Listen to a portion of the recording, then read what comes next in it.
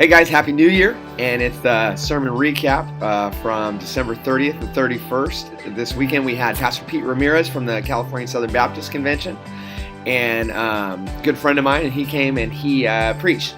And the Bible study that we have here is probably a little different than what was going on with his sermon, and there's a couple things going on.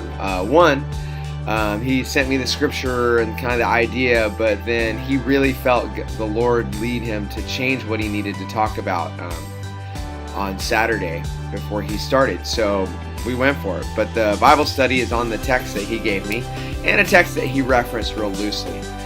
His whole point of his message, I think the message the Lord was trying to give us that day, is that Christ's compassion always led him to action. It wasn't just, I feel bad. It was, he did something. The Bible study comes from a similar angle, but it's more out of leadership, and not leadership, but servanthood, servant leadership, and being a servant. So there's some questions about that and how we serve and what we're called to do as God's people. So the passage comes out of Matthew, I believe chapter 9. And Jesus looked out, and he had just fed a ton of people, and there was all these people coming in masses to him. And he looked out with his disciples, and they see all these people coming.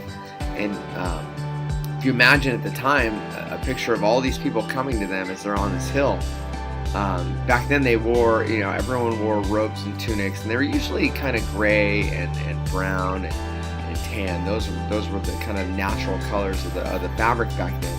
And this sea of tan and gray and brown robes coming at them. And he says, look, the harvest is plentiful. And then there was only 12 of them, but the workers are few. So I want to encourage you, do the study, spend some time praying for each other. And I'm about to step into my men's Bible study on Tuesday morning.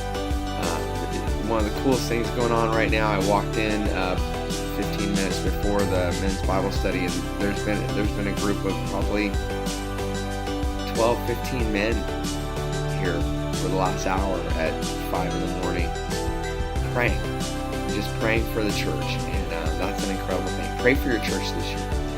Pray that God uses us. Pray for Focus 2020, that we continue to move toward that goal of 2,500 first-time decisions for Christ and 1,000 baptisms. So, guys, have a happy New Year, and go be the church.